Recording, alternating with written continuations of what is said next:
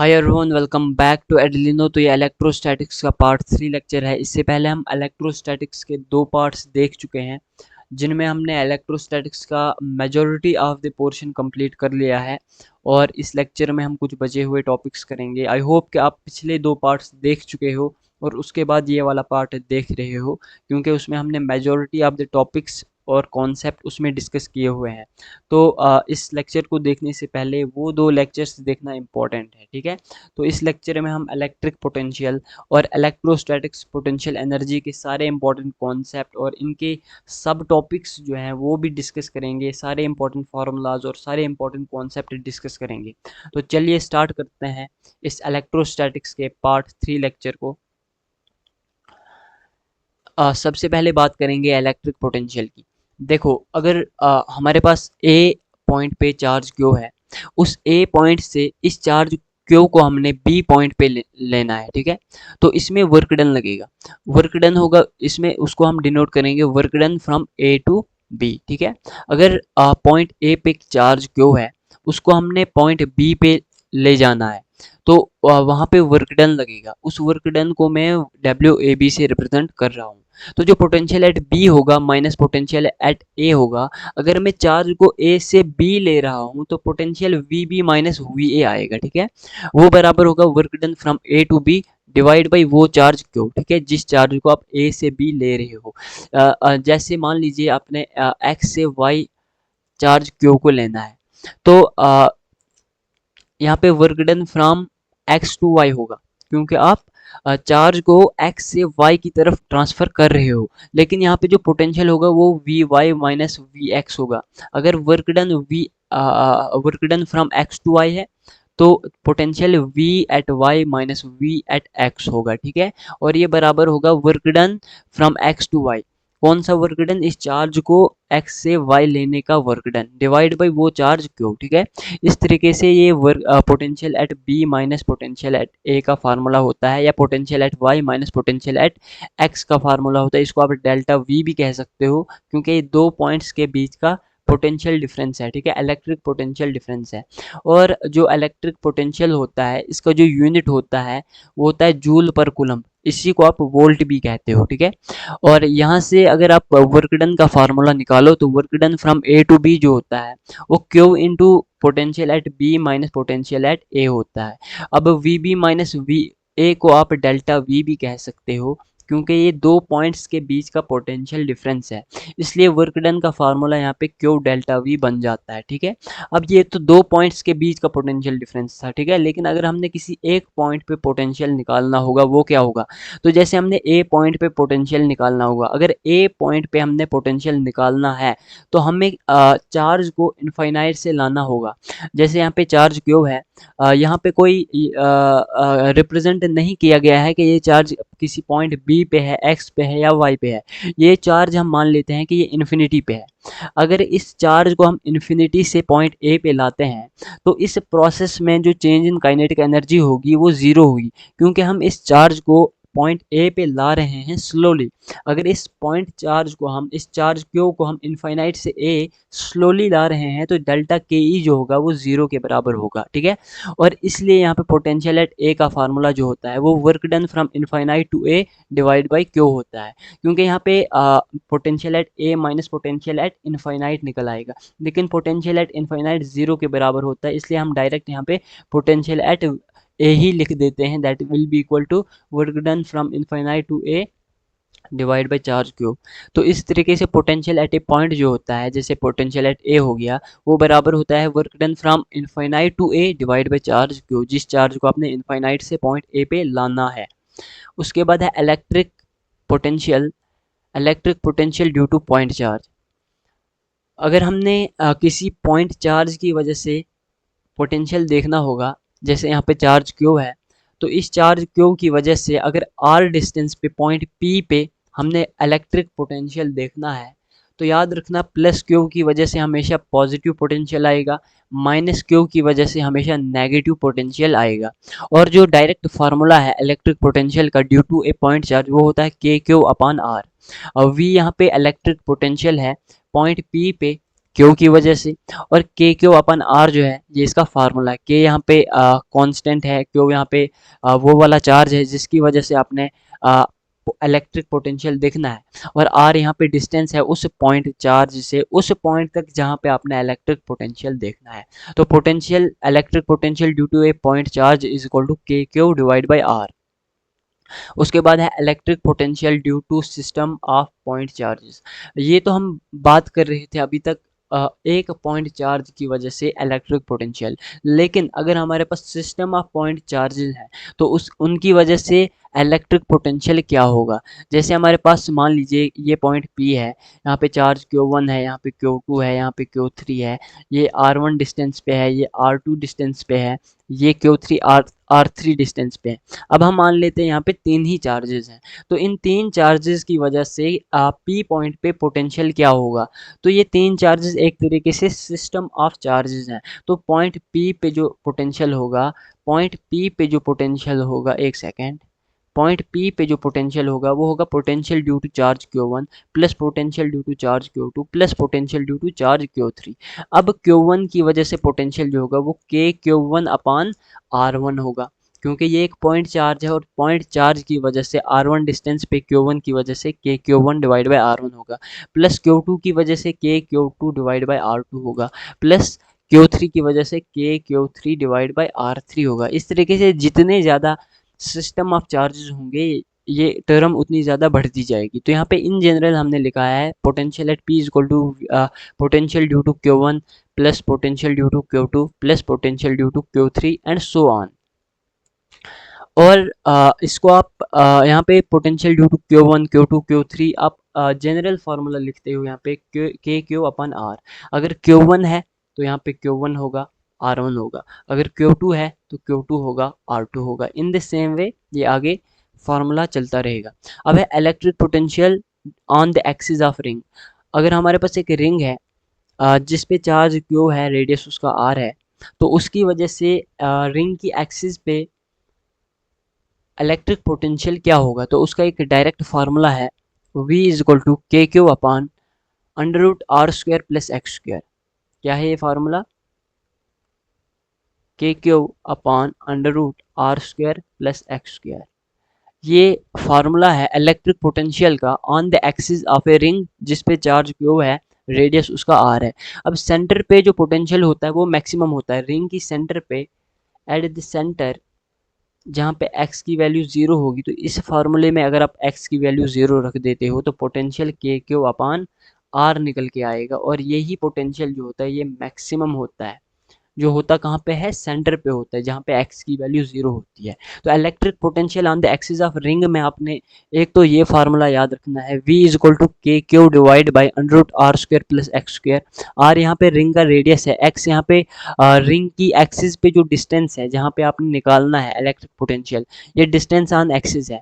और सेंटर पे, centre of ring पे क्योंकि x की वैल्यू जीरो हो जाती है, इसलिए यहाँ पे पोटेंशियल का formula v is equal to K Q divide by capital R यहाँ पे बन के आता है, और ये मैक्सिमम होता है। ये मैक्सिमम होता है पोटेंशियल कहाँ पे होता है, सेंटर पे होता है। अब नेक्स्ट है हमारे पास electric potential due to dipole. जैसे हमने इलेक्ट्रिक फील्ड देखी थी डाइपोल की वजह से on the axis on the equatorial line, उसी तरीके से इलेक्ट्रिक पोटेंशियल भी डाइपोल की वजह से देखा जाता है। सबसे पहले हम बात करेंगे ऑन द एक्सिस। तो ऑन द एक्सिस के लिए जो डायरेक्ट फार्मूला है इलेक्ट्रिक पोटेंशियल का वो होता है K P upon R square minus L square. Electric potential due to dipole में ऑन द एक्सिस वाला जो डायरेक्ट फार्मूला है ये याद कर लेना, potential at point P is equal to K P divide by R square minus L square. अब अगर हमारे पास स्मॉल डाइपोल है, स्मॉल डाइपोल कहने का मतलब कि R की वैल्यू L से बहुत ज़्यादा है, अगर R की वैल्यू L से बहुत ज़्यादा है तो उस केस में हम डाइपोल को स्मॉल डाइपोल कहेंगे, और वहाँ पे जो इलेक्ट्रिक पोटेंशियल होगा एक्सिस पे वो होगा के पी अपान आर स्क्वायर।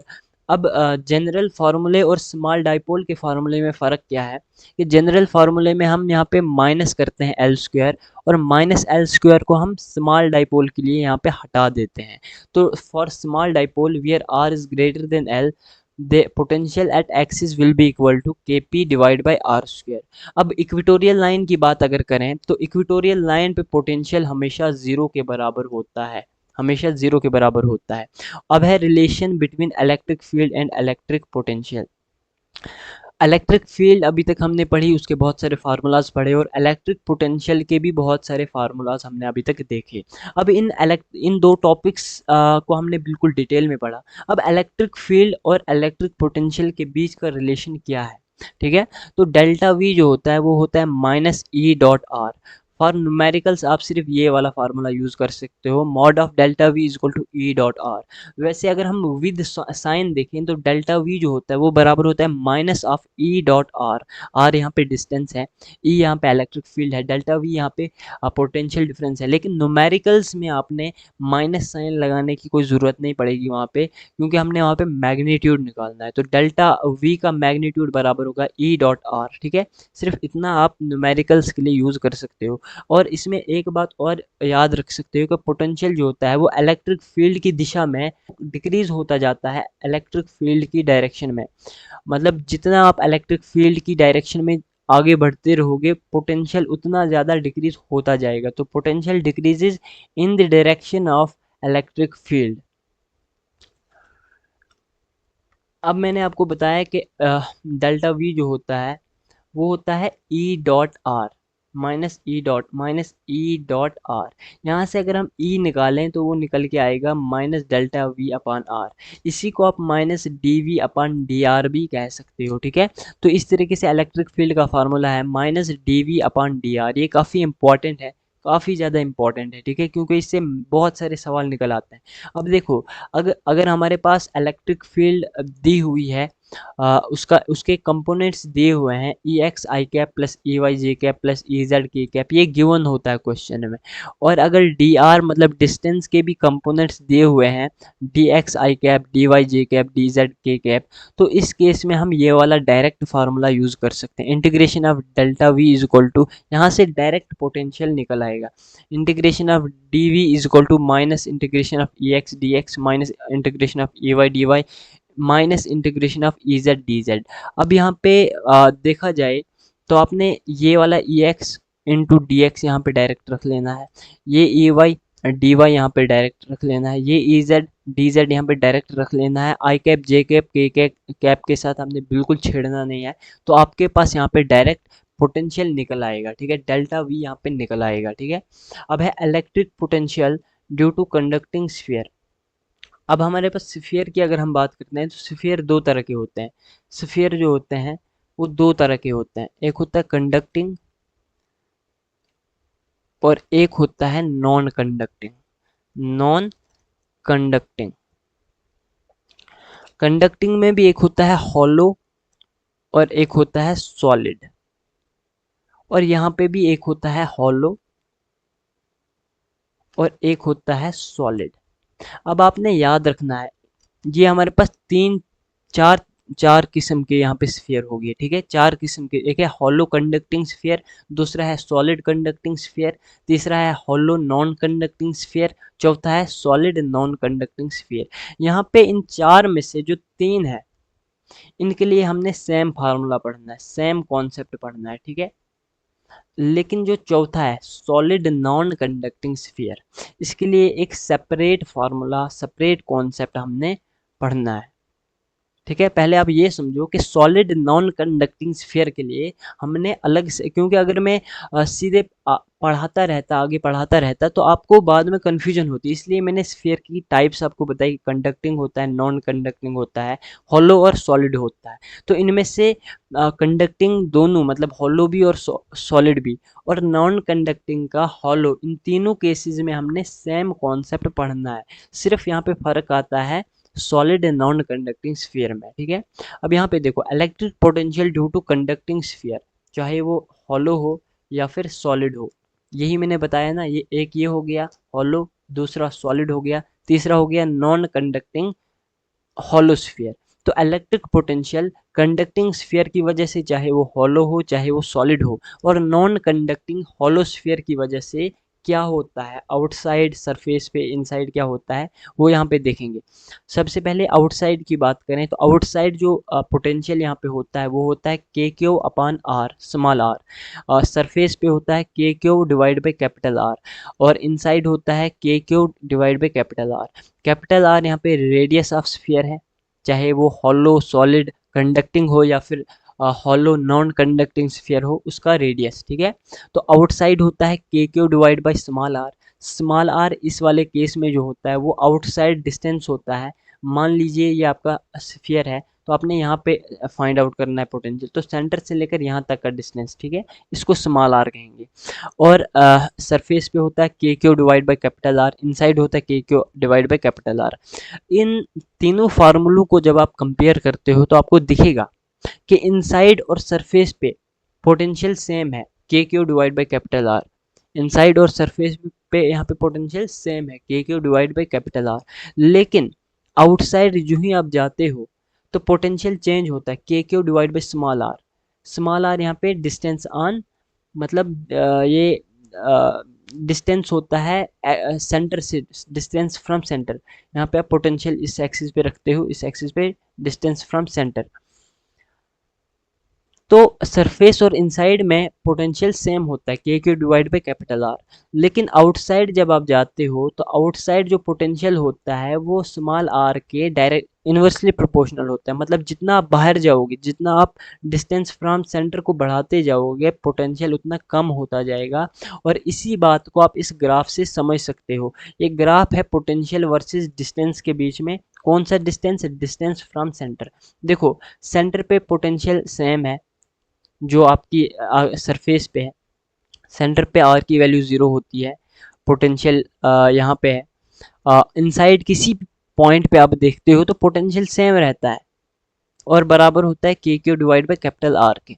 और सरफेस पे जहाँ पे आर की वैल्यू, जहाँ पे स्मॉल आर की वैल्यू कैपिटल आर के बराबर होती है, सरफेस पे स्मॉल आर की वैल्यू कैपिटल आर के बराबर होती है, वहाँ पे भी पोटेंशियल सेम ही रहता है जो इनसाइड और सेंटर पे है, K Q divide by capital are. लेकिन जो ही आप आउटसाइड जाते हो तो पोटेंशियल यहाँ पे स्मॉल आर के इन्वर्सली प्रोपोर्शनल हो जाता है, मतलब डिस्टेंस फ्रॉम सेंटर के इन्वर्सली प्रोपोर्शनल हो जाता है। तो सेंटर से जितना आप दूर जाओगे, सेंटर से डिस्टेंस जितना आप बढ़ाते जाओगे, पोटेंशियल उतना कम होता जाएगा। और इसको आप इस ग्राफ से, इस कर्व से समझ सकते हो। जितना आप बाहर जा रहे हो, सेंटर से डिस्टेंस को जितना बढ़ा रहे हो, ये उतना कम होता जा रहा है पोटेंशियल, ठीक है। तो ये है इलेक्ट्रिक पोटेंशियल कंडक्टिंग स्फीयर की वजह से और हॉलो नॉन कंडक्टिंग की वजह से, ठीक है। तो स्फीयर के ये तीन केसेस हमने देख लिए। अब है हमारे पास फोर्थ केस, जो है नॉन कंडक्टिंग सॉलिड स्फीयर का केस। तो electric potential due to non conducting solid sphere. अभी तक हमने कंडक्टिंग के हॉलो और सॉलिड दोनों देख लिया और नॉन कंडक्टिंग का हॉलो वाला भी देख लिया, लेकिन नॉन कंडक्टिंग का सॉलिड वाला अभी नहीं देखा। मैंने कहा था ना कि नॉन कंडक्टिंग का सॉलिड वाला जो है उसके लिए हम सेपरेट कॉन्सेप्ट पढ़ेंगे। तो वही यहाँ पे भी मैंने लिखा है कि electric potential due to non conducting solid sphere. इसमें आउटसाइड का जो है, आउटसाइड इसमें पोटेंशियल होता है K Q divide by small R. Surface पे होता है, सरफेस पे क्योंकि स्मॉल आर की वैल्यू कैपिटल आर के बराबर होती है, तो सरफेस पे potential K Q divide by capital R होगा। इनसाइड जो पोटेंशियल होगा उसके लिए स्पेशल फार्मूला है। जैसे इनसाइड में हमने जो कंडक्टिंग स्फीयर था वहाँ पे इनसाइड पोटेंशियल सेम था, के Q divide by capital are. लेकिन जो नॉन कंडक्टिंग सॉलिड स्फीयर का डिफरेंस है वो यही है कि इनसाइड जो पोटेंशियल है वो थोड़ा सा बढ़ जाता है, और कितना होता है, K Q divide by R cube into 3/2 R square minus 1/2 small R square. अब यहाँ पे कैपिटल आर जो है ये radius of non conducting solid sphere है, और जो स्मॉल आर है ये इनसाइड डिस्टेंस है। मान लीजिए आपने यहाँ पे निकालना है, मान लीजिए आपने यहाँ पे पोटेंशियल निकालना है इस पॉइंट पे, तो यहाँ पे जो स्मॉल आर की वैल्यू होगी वही यहाँ पे आपने डालनी है। अब ये कोई कांस्टेंट नहीं है, स्मॉल आर की वैल्यू यहाँ पे कांस्टेंट है, क्योंकि ये भी हो सकती है, ये भी हो सकता है। मतलब सेंटर से लेकर सरफेस तक किसी भी जगह पे आप स्मॉल आर की वैल्यू ले सकते हो। अब सेंटर की बात करें तो सेंटर पे जो पोटेंशियल होता है वो होता है 3/2 potential at surface, 3/2 potential at surface के Q divide by capital R होता है। और अब अगर हम यहाँ पे ग्राफ देखें तो जो ग्राफ होता है पोटेंशियल वर्सेस डिस्टेंस के बीच का, वो कुछ ऐसा हमें देखने को मिलता है, ठीक है। ये आपने ज़बानी याद कर लेना है। वैसे अगर आप फार्मूलों को अच्छे से लेते हो तो फार्मूलों को कंपेयर करके इस ग्राफ को आप यहाँ पे ड्रा कर सकते हो। तो ये ग्राफ जो है ये पोटेंशियल वर्सेस डिस्टेंस के बीच का है। तो जब आप इन सारे फार्मूलों को देखते हो तो इनको देख के भी आपस में कंपेयर करके भी ये ग्राफ ड्रा कर सकते हो, ठीक है। तो यहाँ पे सबसे पहले बात करेंगे सेंटर की। तो सेंटर पे जो पोटेंशियल होता है वो होता है 3/2 के Q divide by capital are. मतलब सबसे ज़्यादा सेंटर पे ही पोटेंशियल यहाँ पे देखने को मिलता है। और उसके बाद अगर इनसाइड की बात करें, पहले सरफेस की बात कर लेते हैं। सरफेस पे के Q divide by capital R होता है। तो ये सरफेस, ये पोटेंशियल एट सेंटर है। पोटेंशियल एट सरफेस यहाँ पे है, ठीक है। डिस्टेंस कैपिटल आर पे के Q divide by capital R. और सेंटर का पोटेंशियल सरफेस से ज़्यादा होता है, ये ग्राफ से दिख रहा है।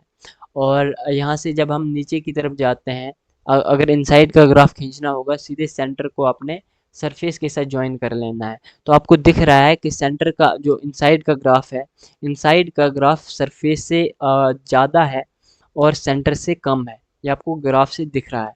और उसके बाद जो ही आप बाहर की तरफ जाते हैं, सरफेस से बाहर की तरफ जाते हैं, तो पोटेंशियल आर के इन्वर्सली प्रोपोर्शनल होता है। जितना आप डिस्टेंस फ्रॉम सेंटर को यहाँ पे बढ़ाओगे, पोटेंशियल उतना कम होता जाएगा। एक बार इस सारे कॉन्सेप्ट को मैं फिर से एक बार रिपीट कर देता हूँ, क्योंकि ये काफ़ी ज़्यादा इम्पॉर्टेंट है और यहाँ पे काफ़ी ज़्यादा कन्फ्यूजन भी होती है। इसलिए इस सारे कॉन्सेप्ट को यहाँ पे एक बार फिर से रिवाइज कर लेते हैं। सबसे पहले यहाँ पे मैं ग्राफ के ज़रिए आपको समझाऊंगा। ये ग्राफ जो है ये है पोटेंशियल वर्सेस डिस्टेंस के बीच का, डिस्टेंस फ्रॉम सेंटर के बीच का। सबसे पहले सेंटर पे अगर हम पोटेंशियल देखें तो पोटेंशियल एट सेंटर जो होता है वो होता है 3/2 पोटेंशियल एट सरफेस, जो बराबर होगा 3/2 के Q divide by capital R के, ठीक है। और ये मैक्सिमम होता है। जो ही हम सरफेस की तरफ बढ़ते हैं तो पोटेंशियल कम होता जाता है, पोटेंशियल कम होता जाता है। और इस कर्व को हम इस फार्मूले से समझ सकते हैं, पोटेंशियल इनसाइड से समझ सकते हैं, K cube divide by capital R cube 3/2 R square minus 1/2 R square, ठीक है। इससे हम ये समझ सकते हैं। और सरफेस पे जो पोटेंशियल है वो यहाँ पे होता है और बराबर होता है K Q divide by capital are की, ठीक है। K Q divide by capital are की। कैपिटल आर यहाँ पे रेडियस ऑफ स्फीयर है और यहाँ पे ये जो है ये पोटेंशियल एट सरफेस है। और जो पोटेंशियल एट आउटसाइड है, आउटसाइड पोटेंशियल जो होता है K Q divide by small R होता है। तो पोटेंशियल स्मॉल आर के इनवर्सली प्रोपोर्शनल होता है। मतलब आर को जितना बढ़ाओगे पोटेंशियल उतना कम होगा। किस केस में? आउटसाइड केस में। इनसाइड या सरफेस के केस में नहीं, आउटसाइड केस में। तो पोटेंशियल जितना आप बढ़ा रहे हो यहाँ पे, सॉरी, स्मॉल आर को जितना बढ़ा रहे हो, डिस्टेंस फ्रॉम सेंटर को जितना दूर लिए जा रहे हो, उतना यहाँ पे पोटेंशियल बढ़ रहा है, सॉरी कम हो रहा है। तो आर की वैल्यू यहाँ पे जितनी आप बढ़ा रहे हो उससे पोटेंशियल उतना कम होता जा रहा है, ठीक है। ये आप इस ग्राफ से समझ सकते हो। तो इस तरीके से ये टॉपिक यहाँ पे कंप्लीट हो जाता है। इसके बाद है equi potential surface. Equi potential surface में आपने सिर्फ 2-4 पॉइंट्स याद रखना है। सबसे पहला पॉइंट याद रखना है कि potential difference between any two points जो होता है इक्वी पोटेंशियल सरफेस पे, वो जीरो के बराबर होता है। तो डेल्टा वी जो होता है वो जीरो होता है in case of equi potential surface. अगर डेल्टा वी जीरो होगा तो वर्क डन भी क्या होगा? जीरो के बराबर होगा, क्योंकि वर्क डन होता है क्यू डेल्टा वी। सबसे पहला फार्मूला यही मैंने आपको पढ़ाया था। तो अगर डेल्टा वी जीरो होगा तो डब्ल्यू भी जीरो ही होगा, वर्क डन जीरो होगा। और याद रखना है कि जो इक्वी पोटेंशियल सरफेस है, इक्वी पोटेंशियल सरफेस पे जो ई होता है वो परपेंडिकुलर होता है डी आर के। ये नीट 2022 में एज इट इज़ डायरेक्टली पूछा गया था, ठीक है। ये एज इट इज़ डायरेक्टली पूछा गया था कि इलेक्ट्रिक फील्ड और डिस्टेंस के बीच का जो एंगल है इक्वी पोटेंशियल सरफेस पे वो क्या होता है? तो 90 होता है, क्योंकि ई जो होता है, इलेक्ट्रिक फील्ड जो होता है, वो डिस्टेंस डी आर के परपेंडिकुलर होती है इक्वी पोटेंशियल सरफेस पे। अब यहाँ पे नेक्स्ट टॉपिक जो हमारे पास है वो है इलेक्ट्रोस्टैटिक पोटेंशियल एनर्जी, जिसको हम डिनोट करते हैं यू से। हमने पढ़ा था कि electric field at point P के Q divide by R square होता है, पोटेंशियल एट पॉइंट के Q divide by small R होता है।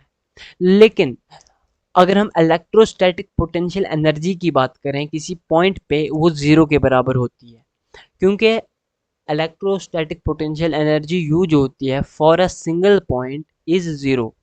सिंगल पॉइंट के लिए इलेक्ट्रोस्टैटिक पोटेंशियल एनर्जी डिफाइन नहीं होती है। Electric field, electric potential define होता है किसी सिंगल पॉइंट के लिए और उसके फार्मूले हमने आपको बता भी दिए। लेकिन इलेक्ट्रोस्टैटिक पोटेंशियल एनर्जी किसी पॉइंट के लिए जीरो होता है, सिंगल पॉइंट के लिए जीरो होता है। तो सिंगल पॉइंट की वजह से इलेक्ट्रोस्टैटिक पोटेंशियल एनर्जी जीरो होती है, ये काफी इंपॉर्टेंट पॉइंट है। अब है electrostatic potential energy of two charges at a separation of Q, at a separation of R. अगर हमारे पास चार्ज Q1 है, दूसरा चार्ज Q2 है, और ये दोनों चार्जेस जो हैं ये r डिस्टेंस से सेपरेटेड हैं, तो इनके लिए इलेक्ट्रोस्टैटिक पोटेंशियल एनर्जी क्या होगी, उसका फार्मूला यहाँ पे है कि Q1 Q2 divide by R. अगर चार्जेस Q1 Q2 हैं और वो दोनों r डिस्टेंस से सेपरेटेड हैं, तो वहाँ पे जो इलेक्ट्रोस्टैटिक पोटेंशियल एनर्जी होगी वो होगी K Q1 Q2 divide by small r। अब यहाँ पे एक इम्पॉर्टेंट पॉइंट है कि पोटेंशियल एनर्जी जो होती है इनफाइनाइट पे वो ज़ीरो होती है, potential energy eight infinite zero होती है। और यहाँ पे Q1 Q2 को आपने विद साइन रखना है, इस वाले फार्मूले में Q1 और Q2 को आपने विद साइन रखना है। तो electrostatic potential energy of two charges at distance r जो होता है वो होता है K Q1 Q2 divide by r। Q1 Q2 यहाँ पे वो दो चार्जेस हैं जो सेपरेटेड हैं r डिस्टेंस से। इस फार्मूले में Q1 Q2 को आपने विद साइन रखना है। एक इंपॉर्टेंट बात है कि पोटेंशियल एट इनफाइनाइट जीरो के बराबर होता है। अब है electrostatic potential energy for a system of charges. जैसे हमारे पास Q1 Q2 Q3 तीन चार्जेस हैं। अगर Q1 Q2 के बीच का डिस्टेंस r12 है, Q2 Q3 के बीच का r23 है, Q1 Q3 के बीच का r13 है, तो यहाँ पे जो पोटेंशियल एनर्जी होगी वो सिर्फ दो चार्जेस के बीच में नहीं होगी बल्कि तीनों चार्जेस के बीच में होगी। मतलब Q1 Q2 के बीच में भी यहाँ पे पोटेंशियल एनर्जी होगी, Q2 Q3 के बीच में भी होगी, Q3 Q1 के बीच में भी होगी। तो जो टोटल पोटेंशियल एनर्जी यहाँ पे होगी वो होगी potential energy between 1-2 plus potential energy between 2-3 plus potential energy between 1-3। अब यहाँ पे हमारे पास तीन टर्म्स देखने को मिली, ठीक है। पोटेंशियल एनर्जी के इस फॉर्मूले में हमें तीन टर्म्स देखने को मिली। अब ये कैसे कैलकुलेट करते हैं कि कितने चार्जेस पे कितनी टर्म्स यहाँ पे देखने को मिलेंगी पोटेंशियल एनर्जी की, तो उसके लिए एक फार्मूला है वो मैं आपको बता दूंगा। तो 1-2 के बीच का पोटेंशियल एनर्जी के Q1 Q2 divide by R12 होगा। 2-3 के बीच का जो पोटेंशियल एनर्जी होगा वो होगा K Q1 Q2 divide by R23। और 1-3 के बीच का पोटेंशियल एनर्जी होगा K Q1 Q2 divide by R12। ये है फॉर सिस्टम ऑफ 3 चार्जेस। हमारे पास 4 चार्जेस भी हो सकते हैं, 5 चार्जेस भी हो सकते हैं। तो जितने ज़्यादा चार्जेस होंगे उस फार्मूले में उतनी ज़्यादा पोटेंशियल एनर्जी की टर्म्स होंगी, ठीक है। और नंबर ऑफ टर्म्स का यहाँ पे फार्मूला है n into N minus one divide by two. जैसे हमारे पास अगर यहाँ पे Q1 था, Q2 था, Q3, हमारे पास इस पिछले फार्मूले में तीन मतलब तीन चार्जेस थे। तो यहाँ पे नंबर ऑफ टर्म्स जो हैं वो 3 × 3 - 1 divide by to, 3 × 2 divide by to, 2 से 2 कैंसिल। तो इस तरीके से इस फार्मूले में हमारे हमारे पास तीन टर्म्स देखने को मिली थी, ये और ये तीन टर्म्स इस फार्मूले में देखने को मिली थी, ठीक है। लेकिन अगर हमारे पास चार चार्जेस हैं, अगर हमारे पास 4 चार्जेस हैं, मान लीजिए एक है Q1, Q2 है, Q3 है, Q4 है, तो यहाँ पे नंबर ऑफ टर्म्स जो होंगी वो होंगी 4 × 4 - 1 डिवाइड बाई टू, क्योंकि यहाँ पे n की वैल्यू 4 है। तो 4 × 3 डिवाइड बाई टू, इसको 1 से, इसको 2 से, 3 × 2 6। तो यहाँ पे हमारे पास नंबर ऑफ टर्म्स 6 देखने को मिलेंगी। मतलब potential energy between 1-2 plus potential energy between 2-3 plus potential energy between 3-4 plus potential energy between 1-3 plus potential energy between 1-4 plus potential energy between 2-3। 2-3 लिख, 1-2-3, एक और बच रहा है यहाँ पे, 1-2 भी हो गया, 2-3 भी हो गया, 3-4 भी हो गया, 1-3 भी हो गया, 1-4 भी हो गया। अब क्या बच रहा है यहाँ पे, 1-3 भी हो गया, 1-4 भी हो गया, 2-4 बच रहा है, 2-4 बच रहा है, ठीक है। तो इस तरीके से ये 6 टर्म्स यहाँ पे बनेंगी। अब जितने नंबर ऑफ चार्जेस यहाँ पे होंगे, अगर n की नंबर ऑफ चार्जेस n होंगे, तो जो नंबर ऑफ टर्म्स होंगी पोटेंशियल एनर्जी की वो होंगी n × n - 1 divide by to, ठीक है। इस तरीके से यहाँ पे पोटेंशियल एनर्जी यहाँ पे निकल के आएगी, ठीक है। अब है work done by external agent. जो work done by external agent होता है वो होता है चेंज इन पोटेंशियल एनर्जी के बराबर। अगर वर्क डन को आप डब्ल्यू से डिनोट कर रहे हो तो वो बराबर होगा डेल्टा यू के, that will be equal to U final minus U initial. तो वर्क डन जो होता है actually change in potential energy ही वर्क डन होता है। अब यहाँ पे साइन का थोड़ा सा रहता है, तो work done by external agent जो होता है वो change in potential energy with positive sign होता है। नेक्स्ट टॉपिक है potential energy of an electric dipole in a uniform electric field. Uniform electric field के अंदर इलेक्ट्रिक डाइपोल की जो पोटेंशियल एनर्जी होती है उसको हम कैपिटल यू से यहाँ पे रिप्रेजेंट कर रहे हैं। और पोटेंशियल एनर्जी इलेक्ट्रिक डाइपोल की जो होती है उसका डायरेक्ट फार्मूला है माइनस पी डॉट ई। और डॉट को जब आप रिप्लेस करते हो तो ये बन जाता है minus P E cos theta. Theta यहाँ पे एंगल है इलेक्ट्रिक डाइपोल और इलेक्ट्रिक फील्ड के बीच का, और पी यहाँ पे इलेक्ट्रिक डाइपोल मोमेंट है, ई यहाँ पे इलेक्ट्रिक फील्ड है। तो यूनिफॉर्म इलेक्ट्रिक फील्ड के अंदर इलेक्ट्रिक डाइपोल की जो पोटेंशियल एनर्जी होती है वो होती है माइनस पी डॉट ई, जिसको आप minus P E cos theta भी कह सकते हो। और जब थीटा 90 डिग्री के बराबर होता है, मतलब इलेक्ट्रिक डाइपोल मोमेंट और इलेक्ट्रिक फील्ड के बीच का एंगल 90 होता है, तो उस केस में पोटेंशियल एनर्जी जीरो होती है। उस केस में पोटेंशियल एनर्जी जीरो होती है।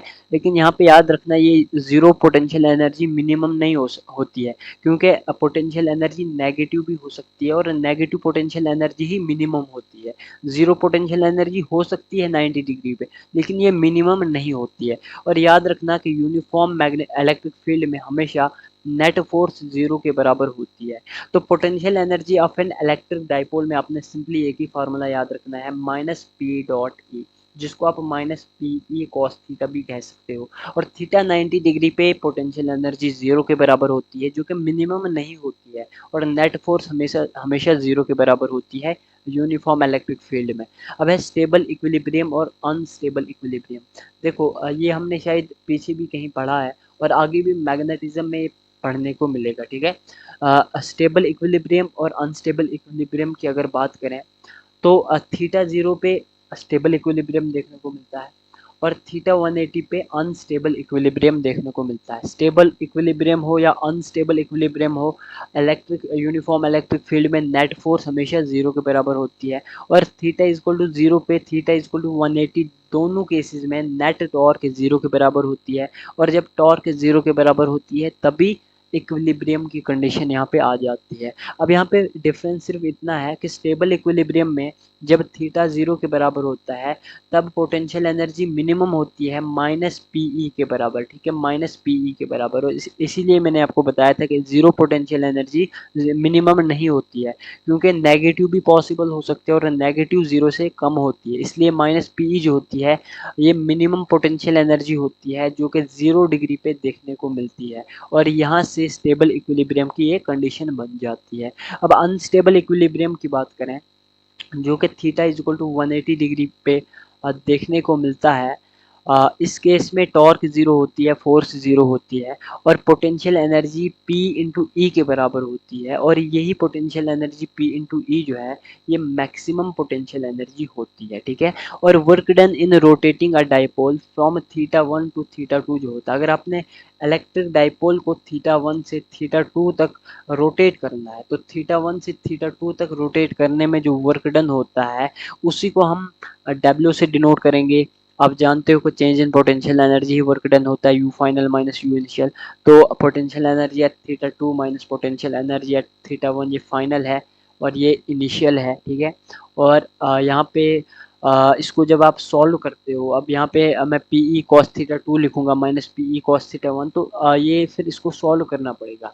तो मैं यहाँ पे डायरेक्ट फार्मूला लिख के लाया हूँ P E cos theta 1 minus cos theta 2, क्योंकि यहाँ पे जब आप लिखोगे थीटा 2 के लिए तो वो minus P E cos theta 2 होगा और यहाँ पे minus P E cos theta 1 होगा, तो इसका माइनस ये माइनस प्लस हो जाएगा। तो इस तरीके से ये फार्मूला कुछ ऐसा बन के आएगा जो मैंने यहाँ पे डायरेक्टली लिख लिया, ठीक है।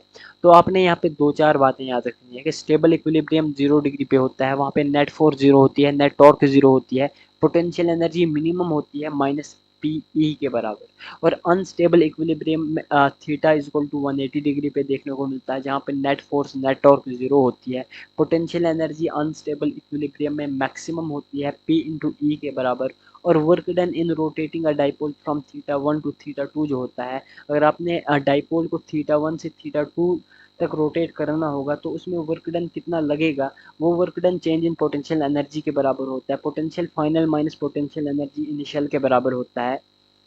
अगर थीटा 1 से थीटा 2 करना है रोटेट, तो potential at theta 2 minus potential at theta 1 के बराबर होगा, जिसको सॉल्व करने के बाद हमारे पास ये इंपॉर्टेंट फार्मूला यहाँ पे निकल के आता है P into E cos theta 1 minus cos theta 2। ठीक है, इसके बाद हमारे पास यहाँ पे एक फाइनल कॉन्सेप्ट बच जाता है, work done in rotating electric dipole from its position of stable to unstable equilibrium.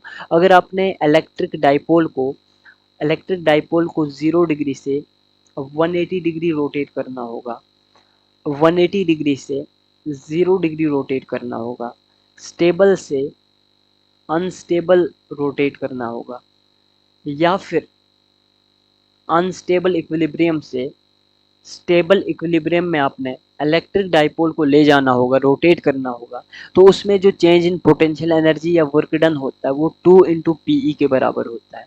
अभी तक हमने पढ़ा कि थीटा 1 से अगर थीटा 2 आप इलेक्ट्रिक डाइपोल को रोटेट कर रहे हो तो उसमें वर्क डन जो होता है, उसमें जो वर्क डन हमने आपको बताया था वो था डेल्टा यू के बराबर, that is equal to potential at theta 2 minus potential at theta 1। लेकिन अगर आपने ये थीटा 1 थीटा 2 की बात है, अगर आपने इलेक्ट्रिक डाइपोल को 0 से 180 डिग्री पे रोटेट करना है, 180 से 0 डिग्री की तरफ रोटेट करना है, स्टेबल से अनस्टेबल में रोटेट करना है, अनस्टेबल से स्टेबल, इन चार कंडीशन में से किसी भी एक कंडीशन में अगर आपने इलेक्ट्रिक डाइपोल को रोटेट करना होगा तो उसमें जो W होगा वो डेल्टा U के बराबर होगा, और वो बराबर होगा 2 इंटू पी के। P यहाँ पे इलेक्ट्रिक डाइपोल मोमेंट है, E यहाँ पे इलेक्ट्रिक फील्ड है। तो work done in rotating electric dipole जो होता है from its position of stable to unstable equilibrium और वाइस वर्सा, उसमें जो वर्क डन होता है वो 2PE के बराबर होता है। ठीक है, तो ये काफ़ी इंपॉर्टेंट है। ये सवाल जो है ये नीट में तकरीबन 4 बार अभी तक पूछा गया है, इसलिए ये कॉन्सेप्ट थोड़ा सा मैंने खुल के डिटेल में बताया। ठीक है, ये काफ़ी इंपॉर्टेंट है। तो यहाँ पे इलेक्ट्रोस्टैटिक्स चैप्टर जो है वो कंप्लीट हो जाता है, इलेक्ट्रोस्टैटिक्स जो है वो यहाँ पे कंप्लीट हो जाता है। और इस चैप्टर को हमने टोटली 3 पार्ट्स में कवर किया, और ये इसका थर्ड एंड लास्ट पार्ट था जहाँ पे हमने इलेक्ट्रोस्टैटिक्स को बिल्कुल अच्छे तरीके से कंप्लीट किया। इन 3 पार्ट्स में हमने इलेक्ट्रोस्टैटिक्स के सारे टॉपिक, सारे कॉन्सेप्ट, सारे फार्मूलाज डिस्कस किए।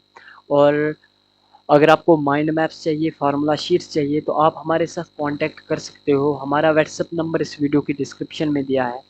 तो चलिए मिलते हैं फिर एक नए लेक्चर में एक नए चैप्टर के साथ, तब तक के लिए ऑल द बेस्ट।